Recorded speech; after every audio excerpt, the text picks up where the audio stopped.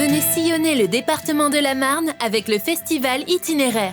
Du 9 septembre au 1er octobre, découvrez des artistes de talent à travers une programmation mêlant cirque, théâtre jeune public, musique classique et actuelle. Le 9 septembre, San Severino lancera le festival avec un concert au lac du Der. Concert et spectacle gratuits. Réservation conseillée sur la billetterie en ligne du festival Itinéraire. Les 16 et 17 septembre, le Circus Tattoo Show revient au casino Joa du lac du Der. 20 artistes tatoueurs internationaux se côtoient au sein d'un grand chapiteau de cirque. Des guests d'exception seront présents. Freaky Woody, la TikTokeuse 869 ou encore Betty Burger BDZ. Benny B et Yans se produiront également au concert. Réservation possible via Billet Web.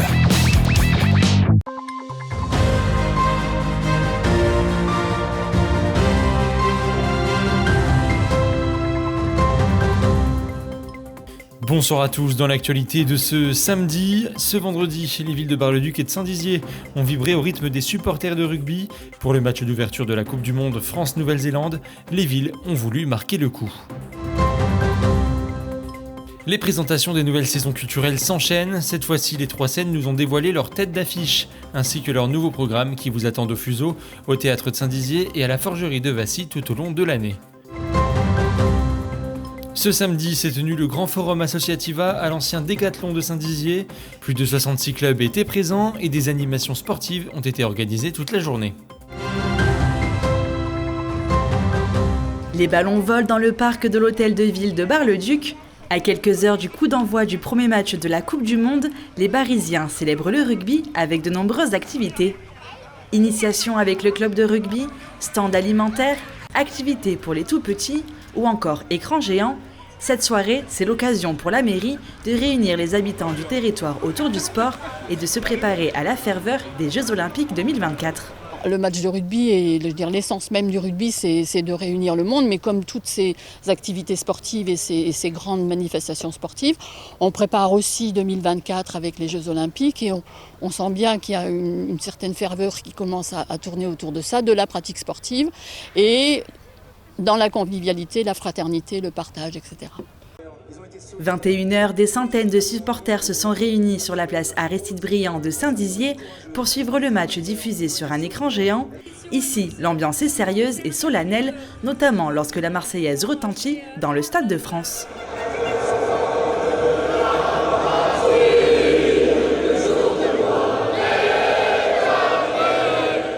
Et face à cet écran, il y a les amateurs de rugby, mais aussi les passionnés qui ont tous leur analyse à donner sur le match. Il faut rester sur ses gardes, rien n'est terminé. Ouais, pour l'instant, on arrive à tenir, mais attention sur les ailes. Un peu dangereux sur les ailes, je trouve. Il faut faire attention, en plus les All Blacks, c'est quand même une grosse équipe mondiale, l'une des meilleures, donc il faut faire attention à eux et puis jouer la sécurité. C'est carrément un beau match, c'est je pense l'un des meilleurs tests pour se tester, pour voir si on a les capacités d'aller gagner la finale. Qu'est-ce que ça vous fait que la ville de Saint-Dizier ait installé un tel dispositif ici pour la Coupe du Monde de rugby ? Eh bien, ça permettra d'adhérer d'autres personnes afin de promouvoir le rugby sur Saint-Dizier. C'est aussi un grand moment de fête. Le rugby, c'est un sport qui est un sport pratiqué par des gentlemen, on est toujours un sport de brut pratiqué par des gentlemen. Donc c'est aussi pour faire comprendre que notre sport existe à Saint-Dizier et que le côté populaire justement du rugby existe aussi à Saint-Dizier. Et un match de rugby, c'est bien sûr de l'espoir, des déceptions, mais aussi de la joie, surtout quand la France s'impose face aux All Blacks 27-13. La nouvelle saison culturelle des Trois Scènes est désormais connue avec 59 spectacles dans les salles des Fuseaux, du Théâtre de Saint-Dizier et de la Forgerie de Vassy. Les passionnés d'art et de culture ont l'embarras du choix avec du théâtre, de la musique et de l'humour, tout cela pour petits et grands. Le coup d'envoi de cette saison a eu lieu ce vendredi 8 septembre avec le spectacle La Claque, plongeant dans l'univers d'Auguste Levasseur et sa troupe de complices. Comme il y a l'échauffement en début de soirée, c'est bien passé.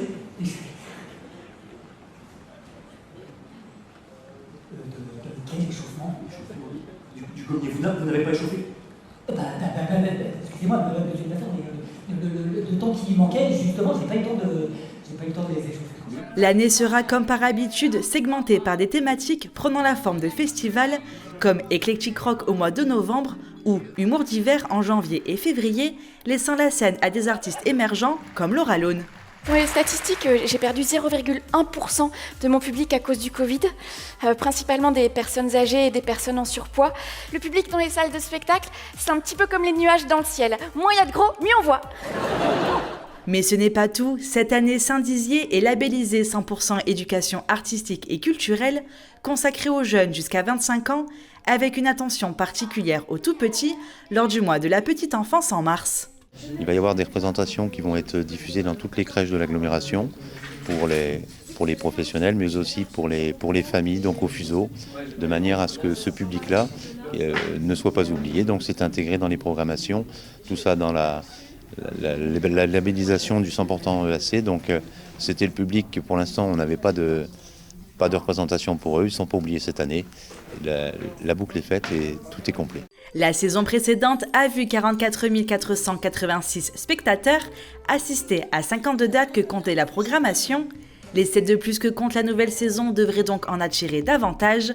Et pour cela, des artistes renommés font l'affiche, comme Louane le 7 octobre, HF Tiefen le 24 novembre lors d'Eclectic Rock, Garou le 5 décembre, Anne Roumanoff le 22 mars 2024, ou encore Claudio Capéo le 12 avril 2024. Chaque fois que je veux partir, voyager fort du pays, je reviens pour ton sourire, la France, tu m'as tout appris. L'ensemble des 3 scènes ont travaillé d'arrache-pied pour vous proposer une saison haute en couleurs et éblouissante, considérée comme un feu d'artifice par les programmateurs. On est très enthousiaste. Déjà, on a une salle qui est archi-comble pour l'ouverture de saison, des sourires partout, les spectateurs qui sont contents de nous retrouver, on est contents de les retrouver aussi. Une belle saison, plus d'une centaine de représentations, des têtes d'affiche, des pépites, des découvertes. Donc on démarre tout ça avec vraiment beaucoup d'enthousiasme. Si vous souhaitez vite réserver vos places pour cette nouvelle saison, la billetterie ouvre ses portes le samedi 16 septembre au guichet des Fuseaux à la médiathèque de Vassy, mais également sur le site des 3 scènes. BMX, football, chute libre ou encore karaté. Toute la journée, les associations de Saint-Dizier s'étaient donné rendez-vous pour la nouvelle édition d'Associativa. Ce grand forum annuel est l'occasion pour les clubs de mettre en avant leurs activités. Associativa, c'est finalement une sorte de vitrine.